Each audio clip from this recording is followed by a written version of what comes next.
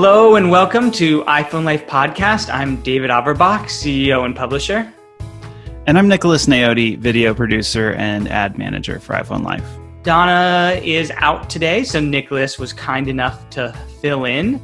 We've got a really fun show for you today. We're going to go over Rumor Roundup. I can't believe it, but we are already at that time where this is actually going to potentially be our last episode before Apple's announcement. Traditionally, Apple has an announcement in September where they announce their new iPhones and a lot of times a lot of other gear as well, maybe a new Apple Watch, a new iPad. We'll get into it and we'll walk you through everything to expect from the announcement. But before I do that, let's have a word from our sponsor, GoBuddy. GoBuddy is one of our longest sponsors, so you all maybe have heard of them before, but they also just have a really excellent product. Nicholas, do you have AirPods? I do not. I have some other AirPod type knockoffs. Okay. Nicholas is going to be doing a guide for AirPods, so you're going to get your AirPods soon, buddy. Yeah. And when you do you like running? I do. So when you're running with your AirPods, you might find that your AirPods fall out.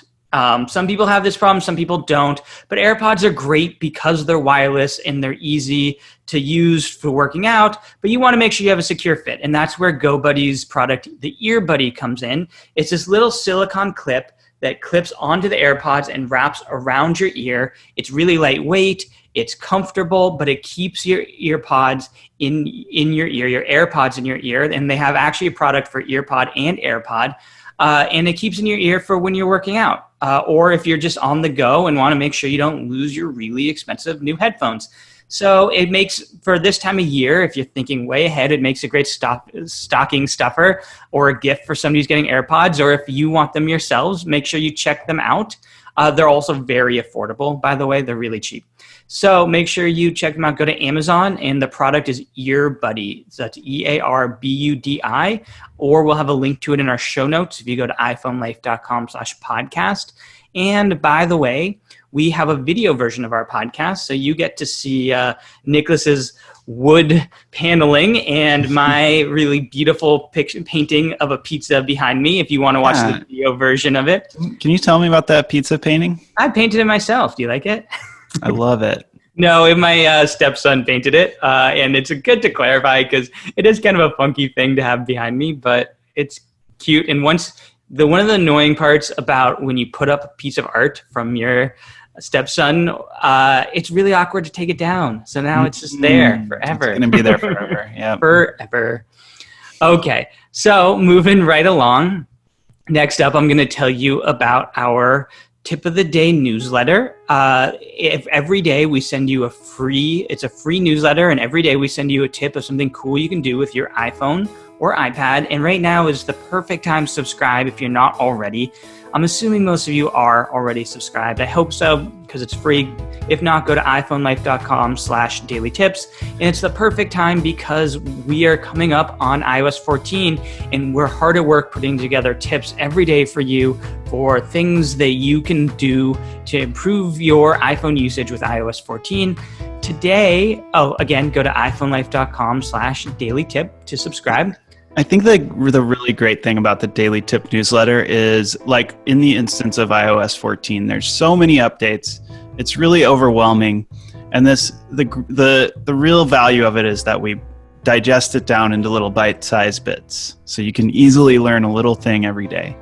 Yeah, and it makes it so much fun because it's a lot of times if you read the entire list of every new feature, you're not going to absorb it. But here, each day, you just learn one thing. And so I want to tell you about my favorite tip of the week. And this is funny, actually, because Donna, a little side note, Donna selected this as her favorite tip of the week, which I am now passing off as mine. But I actually really love this feature, and that is iCloud Keychain. Do you use iCloud Keychain, Nicholas? I do, actually. I love it. I love it too. So I, for a long time, have used password managers, and password managers are just essential these days because if you have the same password for all of your devices, or for all of your accounts, then it's really easy if a hacker gets one of your passwords to break into everything. But if you don't have the same password for all of your accounts, if you do what experts recommend and have a new password for each of your accounts, it's really hard to keep track of. And so that's where password managers come in. And what's great about iCloud Keychain is it's built into the iPhone. So you don't have to have third-party software, and it's free. And basically how it works is when you set up your phone, you have to make sure you enable it in iCloud. So you go into settings, you tap the picture. I'm going to do this as I'm talking to you all. You tap the picture of yourself where you manage your account, and then you tap iCloud. And you scroll down and you make sure that there's a keychain right there. You make sure that is toggled on. And then what happens is the other caveat in this is you have to use Safari. And if you use Safari on your iPhone, it'll track it on your iPhone. But what makes it really great is if you use Safari for your computer as well. Do you do that, Nicholas? Yes, I do. And it saves me so much hassle. So much hassle. It's so nice. And so then what happens is when you're using Safari, when you go to create an account, it will suggest a password for you. And that's actually what our tip is how to create a strong password. So when you go to create a password, there'll be a little button that says use strong password. And you just tap that button and iTunes will create a difficult to hack into password. And then when you create the account, it will save that information into your iCloud keychain. And you can then, whenever you're using iCloud or you're using Safari on your computer or your iPhone, you can then log in and it will remember that password for you. So really easy and secure, and it's free. And actually, one of the rumors coming up, I don't know if you've heard this, Nicholas, that they're going to actually create a full-fledged password manager, which I think would be really cool. Like its own app or something? Yeah, similar to how like LastPass works. Because, for those of you listening at home, if you're using a PC or you like using Chrome, then the functionality starts to break down a little bit. So that would be sort of the last frontier. Quick side note, though, is you can always access these passwords either in your phone or on your computer if you're using a Mac. There's a section called Passwords and Accounts, and it'll show you all the passwords that you've saved. So if you ever do need to log in somewhere, but you're not using your typical device, that is how you can do it. So that's our favorite tip of the day for this week. Donna's favorite, but mine too. And so go to iPhoneLife.com/dailytips to subscribe. Next up, I want to tell you about our premium subscription service, iPhone Life Insider. As I mentioned, Nicholas is hard at work. Apparently you have not started this AirPods guide yet, huh? You don't have AirPods. It's my project for next month. Next month, Nicholas will be hard at work on an AirPods guide. We actually just released a notes guide, which is really awesome. It walks you through all the things that you could do with your notes app that you never knew you could do, such as formatting things like creating bullet points or checklists that you can sort, or even scanning documents. And so our premium service, iPhone Life Insider, has, as I mentioned, guides, and these are in-depth video guides as well as printable PDFs that come with them. We also do a video version of our Tip of the Day newsletter. So if you're listening to this and you subscribe to our free version of the newsletter and you think, wow, it'd be great to have somebody just show me each step of this process, that's awesome. The video version is awesome. And we have our full archive of all of our tips, including video versions. So we have over 1,000 video tips. You get a free or a digital subscription to our magazine, so you can read our quarterly magazine. We are, and I think I'll probably mention this again later for my favorite gear, but we're working on our holiday buyer's guide. So we've got some really good gear recommendations for you there. And last but not least, well, two things actually. Before I get into our question of the day, we added a really huge new feature, and that is classes. And we're so excited. We're just wrapping up our iPad class now. So if you are listening to this and you think, wow, I'd love to attend that, you could subscribe right now and attend the last lesson live. But we're also going to have archives available to you indefinitely of all of our classes. So you can attend the iPad class and watch all the replays. And coming up, as soon as iOS 14 comes out, we're going to publish our guide for you that day, and we're going to have classes for you available that week. So we will walk you through step by step everything you need to know to master iOS 14 in depth. Will be over 8 hours of content for you, but we also have bite-sized digestible stuff. So I've learned so much about my devices from insider content. Like, it's actually so valuable. I really understand why people continue to subscribe, because it's like unlocked a whole new layer of usefulness to my iPad and my iPhone. It's so awesome. Honestly, because I end up taking these classes a lot of times too, either in preparation for teaching them or just if I am not teaching them, I will take them, and I learn so much with them too. The classes in particular are so much fun because it creates a live interaction. So you can ask all your questions, and people tend to struggle with similar things. So somebody else will ask a question, or what happened in the iPad class that I was teaching recently, there was one thing that was particularly tricky, which was multitasking, and we went over it, and then we thought we were done, but people kept getting tripped up over little details of it. So they kept saying, what about this and what about that, and then we'd go and re-show them. So really awesome. I'm really excited to add classes. If you aren't an insider, please go subscribe. We have a special discount for you right now. If you go to iPhoneLife.com/podcast discount, you will get a discount on your subscription. Once again, that's iPhoneLife.com/podcast discount. And our last feature that we have is we have the ability to ask an editor. So if with all of our guides, we have over 30 guides, over 1,000 video tips, you still have any questions that we have not answered for you, or you just don't want to sort through it, you can just send us an email and we'll answer it. So today I'm going to read to you a question from one of our insiders. And it is, Dear iPhone Life, I have been asked to start a podcast. So congratulations. Welcome to the world of podcasting. And the radio station sent me a headset that has a USB plug, but I want to use my iPad, not my laptop, because the camera is better on the iPad. So how do I find an adapter that I can plug the USB into? Then I can plug into the lighting port or the audio port. Can I find this on Amazon? Thanks, Podcasting Insider.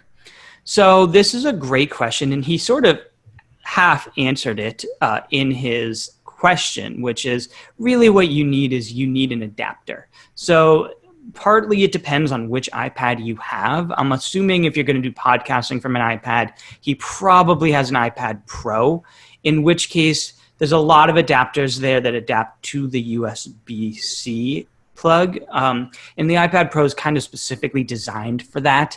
So what Colin recommended was he's calling it the Apple camera adapter. And he's saying this has a Thunderbolt on one side and a USB port on the other. And so that might work. But also there's a bunch of adapters out there. Actually, one of our other sponsors, OWC, makes a really excellent adapter that could work for him as well. But basically what you want an adapter that if you're trying to do anything from an iPad that requires you to plug in something, especially USB, you need an adapter that adapts USB-C to USB-A or whatever outlet you have. So that's our question of the week. Thank you for submitting that. And if you are not an insider, please go subscribe at iPhoneLife.com/insider. All right, Nicholas, time for apps and gear of the week. Do you have anything that you've been testing out that you want to recommend to people? I do. And I actually learned about this app from the iPhone Life podcast. Oh. I learned it from you, David. You were showing your phone and talking about podcasts in one of them, and you said that you use Overcast. Oh, I love Overcast. Yeah, I made the switch, and I'm loving it. It's way better. For some reason, it might be something in my settings, but the Apple Podcast app does not work well on my iPhone 8. Mm-hmm. It just, every time I open it, it freezes. I don't know why. And so the switch to Overcast has been great. I'm going to try to show Overcast there. We'll see if it goes into focus. I don't think it's going to, but it's this right here. Yeah. So I've been loving that. What about you, David? What have you been using and Well, loving? first, let me expand on Overcast because I do love Overcast. I have the same problem. The iPhone like pod or not iPhone, the podcast app that is native to Apple is just buggy. I have a hard time finding the podcast I want. I have a hard time getting it to kind of work the way I want. And Overcast, I love. First of all, it's a free app, so it doesn't cost you anything. It has a really cool feature where you can have, it's called something like Smart Speed Up. And basically what it does is it programmatically, anytime there's a long pause, will go and cut that down for you. And so it will, because I think Apple Podcast app has the option to listen to 1.25 or 1.5, but it tends to feel a little too quick for me. But this actually speeds it up, and it tells you as it's doing it the kind of how much it's speeding up. It tends to be about like 1.1 or 1.15.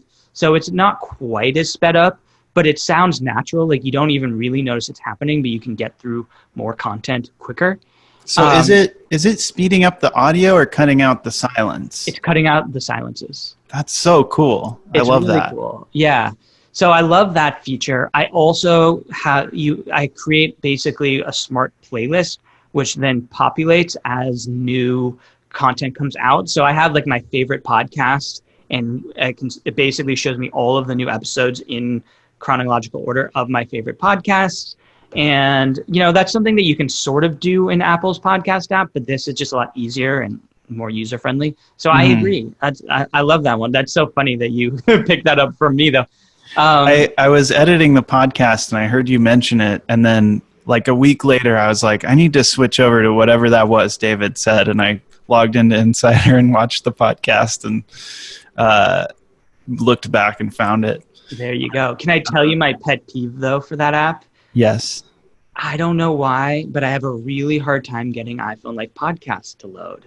Really? I do, and I'm a little embarrassed to tell you about that because I sometimes go and listen to my own podcast because I like to hear, if I have awkward silences or if I use the word too much, which I do sometimes.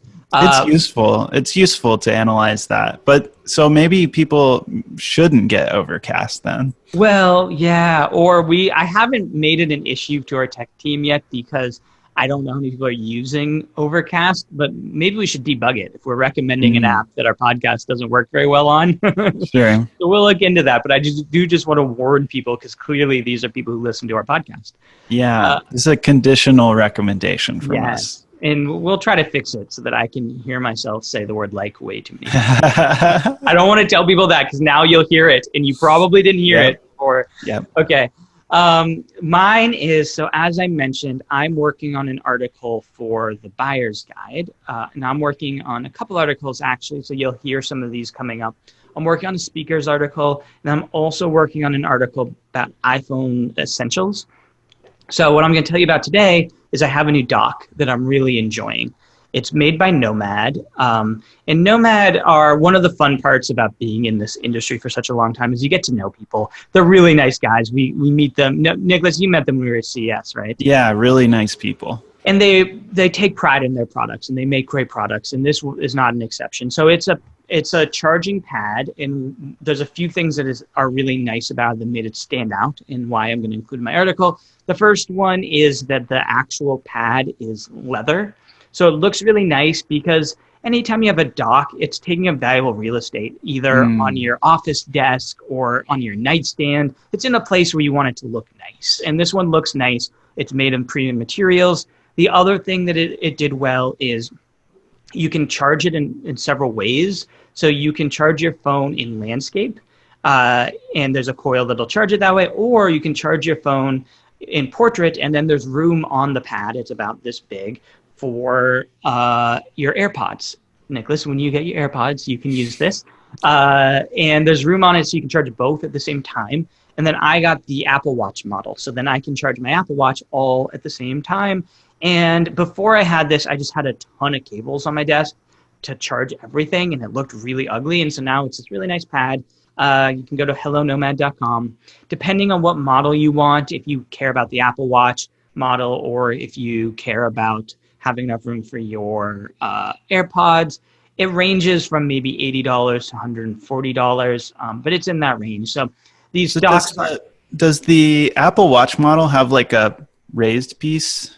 yeah, it Like has a raised piece exactly like that. And then actually, funnily enough, they are out of the one that has a built-in puck. So weirdly, these pucks for Apple Watches are hard to manufacture and you have a hard time getting them. They're out of that model right now. So I had to plug my own plug into it. But normally it comes with a puck that's already built in. I see. I think they had a prototype of this at CES when we saw them earlier this year. Yeah, I think so. That's cool. So yeah, that's my gear of the week. All right. Are you ready to go over some of the rumor roundup stuff? Yeah, there's a lot. We got a lot here, guys. So first of all, let's start at the beginning. The rumors are that Apple will continue with their pattern of releasing it or announcing their products in the first or second week of September. So that'll probably be, the rumor I'm hearing now is September 9th. So it's coming up pretty soon. Is that what you're hearing, Nicholas? There's kind of a mix of rumors about that. I've also seen that they're going to push it back to October, but it's unconfirmed right now, right? Yeah, so the speculation I'm hearing, and again, as Nicholas is saying, this is all rumors. So the caveat for all of this is just what we're hearing.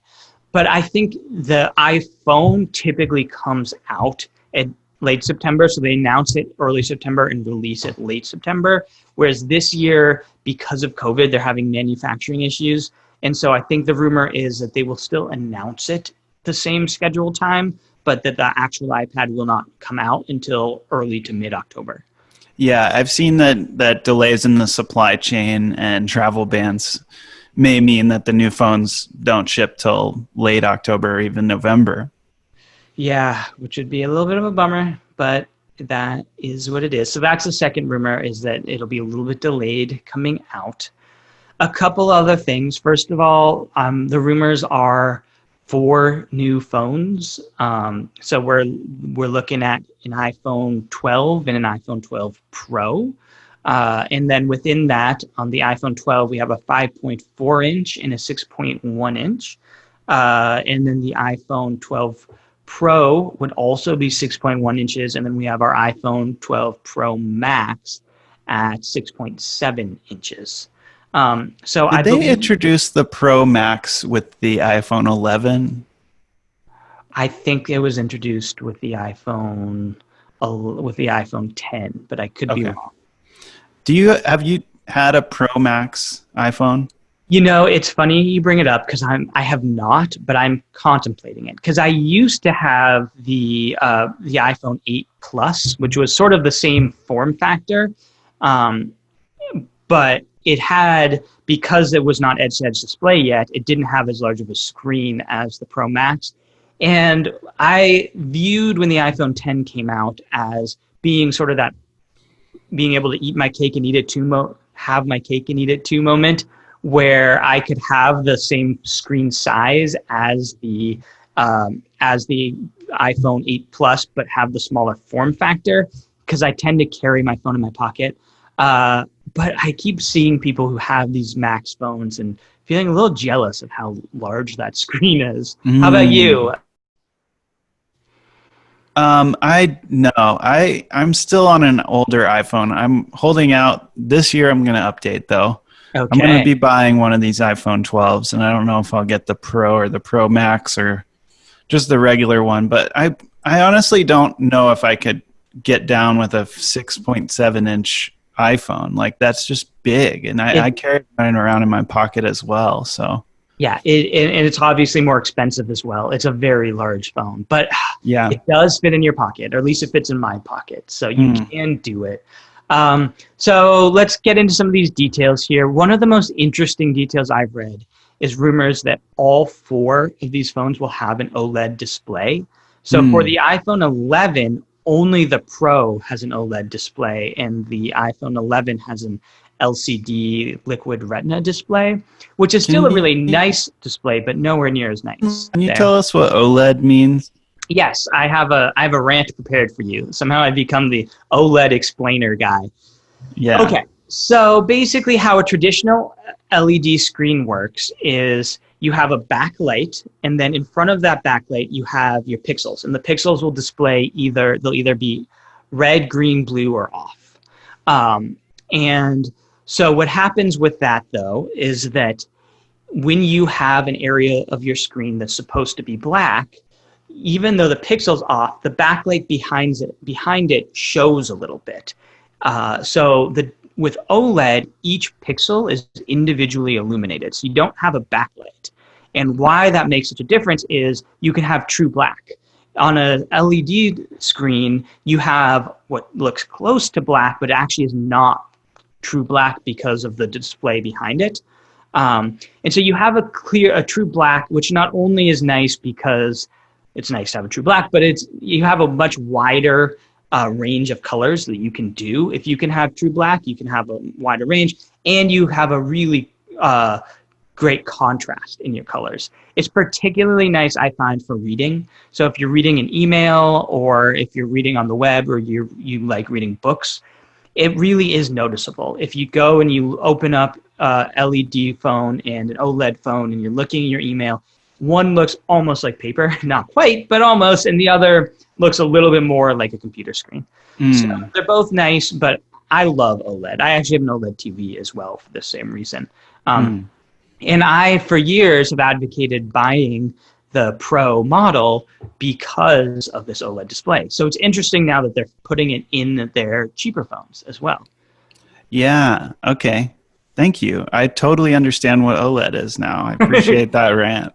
Good. I'm glad, because it's one of those things that get thrown around a lot, but now that people understand it's not just better, it's like better for very specific reasons. Sure. I get that. So the main difference, though, between the iPhone 12 Pro and the iPhone 12 seems to be, from what I'm researching, there'll be a couple things. First one is the iPhone 12 Pro will have a little bit more RAM, so it'll be a little bit faster, which I don't think they've done before. I don't know that they've done that before. So that is an interesting thing. The second thing is only the Pro models will have the 3-lens camera. And so that's typically the other reason I tend to convince people to go with the Pro phones, is because that triple lens camera is really, really nice. And I think people underappreciate the value of having a nice camera around with you all the time, since it really is our primary way of documenting our lives at this point. So I personally probably will go with the Pro, but it'll be interesting. A couple other features that I'm reading about. In addition to having these 3 lenses, there's going to be potentially a 4th lens, but that won't be for camera. It'll be LiDAR, which is a radar. So it will be able to sense 3D detection. LiDAR is used in automatic driving, for example. And the rumors are that will be helpful to Apple both for 3D, for photos. It'll be able to sense objects so you can have a much better portrait mode. Also for augmented reality. So it has other interesting uses too, which I think are really cool. I did an insider video tip recently about the LiDAR scanner on the new iPad Pro, and you can measure somebody's height with it. You can just you can stand back and take a pic of somebody, and it'll show their exact height, which actually could be really useful for documenting your kid's height as they grow. You can take a picture of it. It's kind of like the new way of like drawing a line on the wall. Yeah. I mean, see, that example is exactly why I'm skeptical of this technology, to be honest, is that there are use cases that make it valuable, but they always have that flavor of being a little bit gimmicky. Not that I'm going to use very often. Augmented reality in particular just falls in that boat where I don't know anybody who regularly uses augmented reality. Sarah. Sarah? Well, no. You know what? Fun fact. Sarah has augmented reality turned off on Pokemon Go. Oh, really? Sarah is one of our coworkers who's obsessed with Pokemon Go, which is one of the few apps that utilizes augmented reality. Sarah does not utilize it, though. Interesting. I wonder why. Yeah. I think there's a lot of potential that's being untapped. And right now, all the use cases of like the LiDAR scanner and the augmented reality are like kitschy and like gimmicky and not actually all that practical. But I could see it having practical uses. I agree, and I think that's part of why Apple's going down this road is they're slowly building towards having true augmented reality, which would be like a glasses where you could display a computer screen in front of you and you don't even need a computer anymore. There's use cases that are more in the future that actually would be pretty amazing. There's some, people who are futurists often speculate that augmented reality will replace our phones and our computers. So it could be cool, but right now it's not, in my opinion. Well, I'm ready to embrace it when that happens, but we're not there yet. Yeah, I agree. So a couple other rumors I have for you. First of all, I think the biggest update for the phone is going to be that it will have 5G.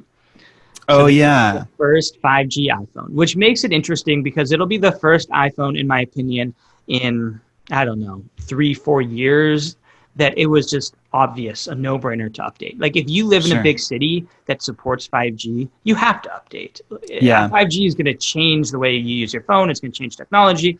And so Apple's in an interesting position where for the last few years, they're trying to get people to upgrade just based on the strength of their brand and the incremental features they're adding. There hasn't been a breakthrough technology, but 5G is sincerely a breakthrough technology. So it'll be interesting to see what Apple's sales are going to be, because I think a lot of people are going to upgrade just for that 5G.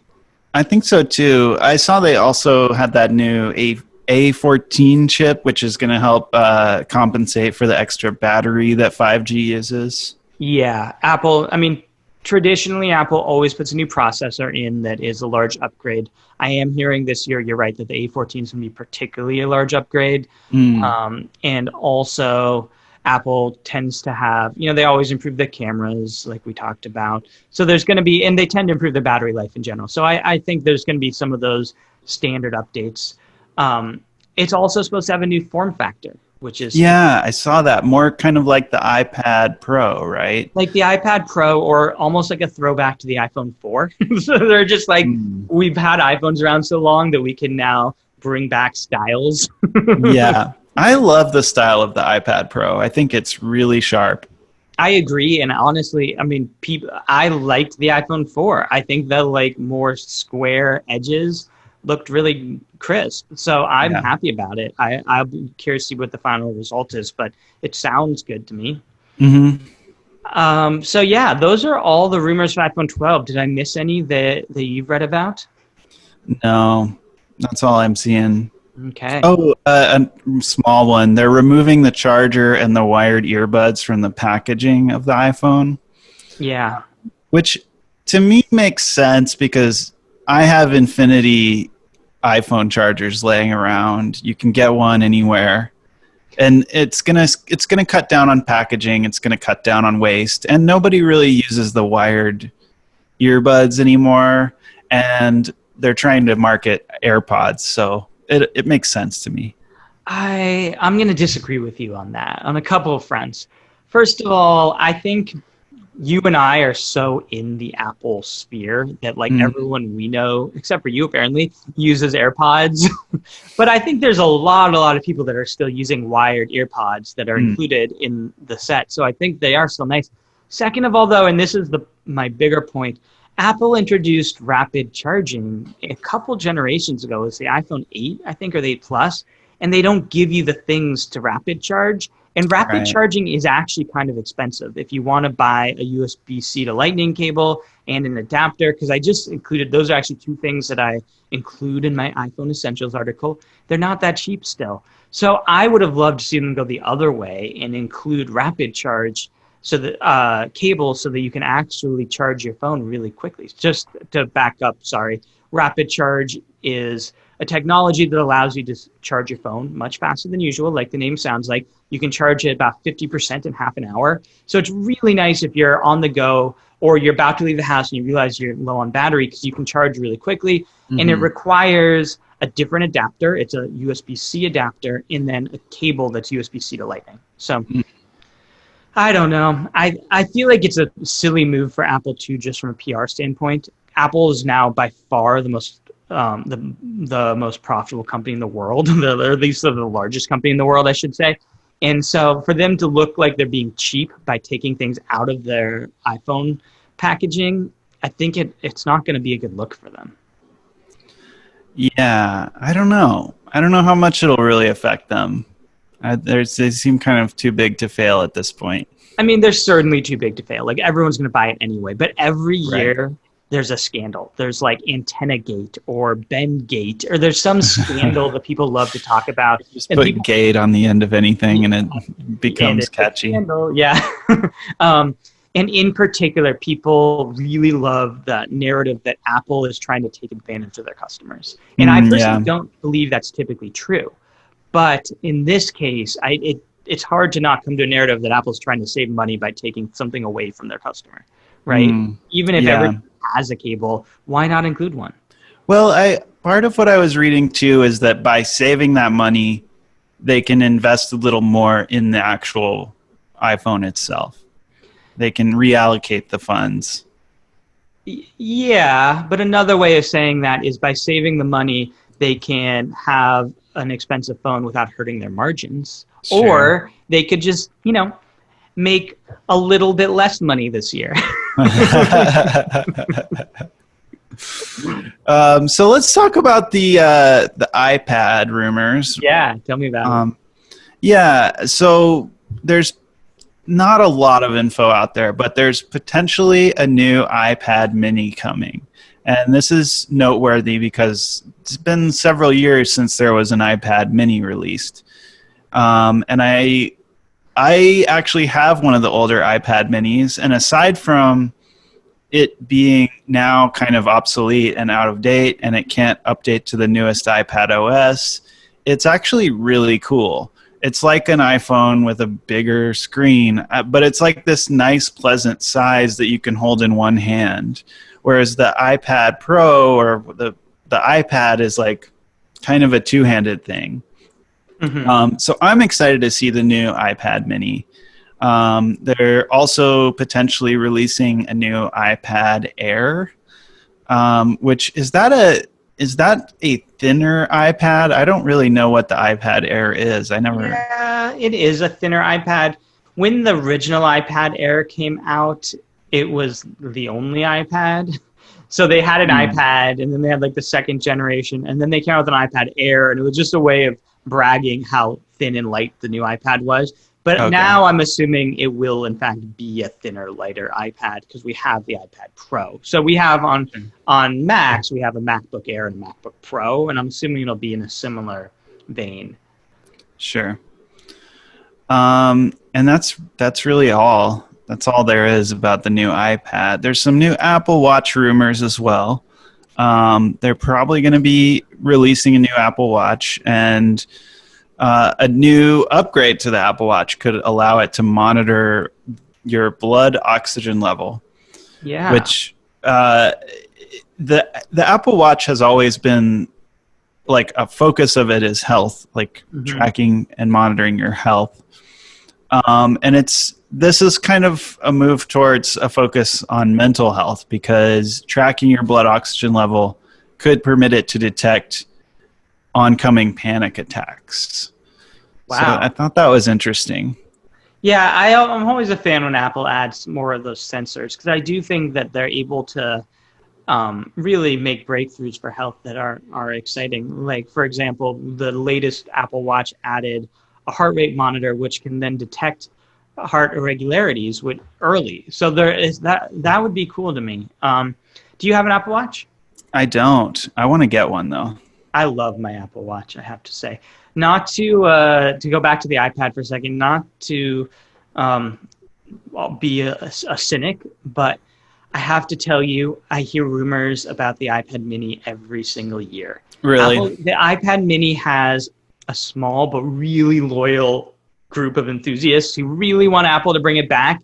And every year they talk about, oh, maybe this is the year. And maybe this is the year. But I hear this every single year. So I'd be a little skeptical of those rumors. Also, Apple tends to do large iPad announcements in the fall. In the spring.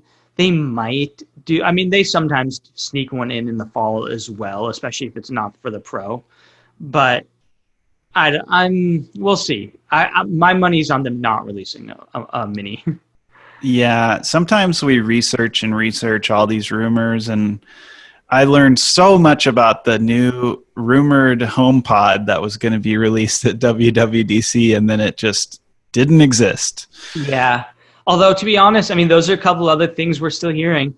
The Yeah. HomePod, a new HomePod, and the AirTags. Remember those? What are AirTags? I don't know. AirTags were rumored to be announced at WWDC, but were not. And they are basically, there's a company out there called Tile, and they create these little, they're like tiles. They're these little small plastic tiles that you can clip onto things such as your keys or your wallet, and then you can track them on your phone and find where they are. And you can also, if you are trying to find where they are and you can't find them, you can also make them beep.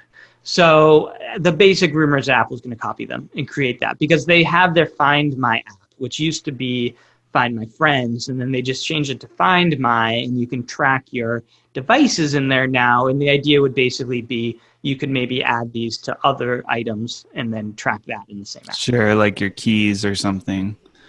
Yeah, That's so we'll cool, see yeah. if that comes out. HomePod, I'm still hoping for a new HomePod. I would love a version, I've said this for probably a couple of years now, unfortunately, but a version of similar to how we have the Echo Dot, which is like a really small speaker. It doesn't have good sound quality for a speaker, but you can just put it in a room and then use Siri in that room. I would love that. Yeah, there were rumors of a HomePod Mini Yeah. that were potentially going to be released during WWDC, but it just never happened. Going back to the Apple Watch, there's also a new yoga fitness mode. They have like the dance mode that you might have seen. There's one for yoga. There's a new battery which could be better or potentially just more attuned to new or higher demands. We always kind of hesitate to say a better battery, because maybe with that new battery comes some hardware update that makes use of that better battery, so it's not actually better. There's also potentially a move to make Apple Watches for kids, which is an interesting idea, maybe a little creepy, but could be helpful for keeping track of your kids and monitoring how healthy they're being. Or I don't know. What do you think about that? Well, first of all, my stepson has an Apple Watch, so I'm clearly pro Apple Watch for kids, but that was more just a function of me having a really old Apple Watch that wasn't worth enough to sell, so I gave it to him. But I actually think there's a pretty interesting use case there for kids, and they have some. It is a whole little niche market, because I have mixed feelings about giving my 7-year-old an iPhone, because the iPhone you can do so much stuff with that we maybe want to protect him with. We're constantly battling him over what games he can download and how often he can play his games. But it's really nice for him to be able to call us if he's not with us and there's an emergency. It's also, I know, as an adult, the idea of tracking sounds creepy, but being able to know where your kid is really, really nice. So we actually almost bought him one of those smart watches instead of the iPhone that we ended up buying him. And so just having something that has the limited functionality piece where it can make phone calls, but maybe not call everyone. He's not going to be sitting there playing games all day, but he can get in touch with us when he needs us, and we can track where he is. There's definitely a use case out there. Sure. And there's like the family sharing stuff that Apple has integrated, which could allow you to choose what your kid is downloading or who they're able to call, like you said. Yeah, and for his phone, we have that stuff. I mean, certainly that's how we limit what games he can download. But it's nice, the small screen means he's not going to be playing shooter games all day on it. So that's my main appeal. Yeah. So that's really all there is about iPhone or iPad and Apple Watch. But if you want a little more specificity, you can go to iPhoneLife.com. We have articles going over all the potential rumors coming up. And hopefully in a couple of weeks, we'll have more actual information. And let me walk everybody through what our Apple announcement coverage will be. First of all, we will be live blogging it on Facebook. We'll be doing live commentary in our Facebook group. If you are not a member, definitely make sure you're in our Facebook group because it's a really fun way to interact with our community. You can find it just by looking up iPhone Life on Facebook and going from there. And then after the event, we will have a podcast covering it. And I'm going to make the question of the week this week. For those of you who made it all the way through, our question of the week is, would you like us to do a live podcast or a standard format podcast? Because we've experimented with both. And I tend to like the live podcast because it's nice to hear from our audience, but I want to make sure that we are meeting your all needs. So send us an email at podcast@iPhoneLife.com and let us know. But we will have a podcast either way. We also do a lot of commentary immediately after. So if you are subscribed to the Daily Tip newsletter, you'll get emails from us about all the roundup. If not, make sure you go subscribe, iPhoneLife.com/dailytip to see all that commentary. I'm going to cast one vote for the live podcast because I love meeting our audience and interacting with them. It's so much fun. I do too. I just want to make sure that our audience loves meeting us. Sure. And actually, more importantly, because they seem to enjoy meeting us, that other people like listening to us meet our audience is really the main question at hand. So that's a good point. podcast@iPhoneLife.com and let us know what you think. I might actually do a little survey somewhere. So keep an eye out for that. So thanks everyone. If you're an insider, I guess one feature I forgot, I'm a little rusty. Donna usually does the insider promos, but we have an extended version of this podcast for you. So stick around if you're an insider and we will get to our complaints and learning. Thanks everyone.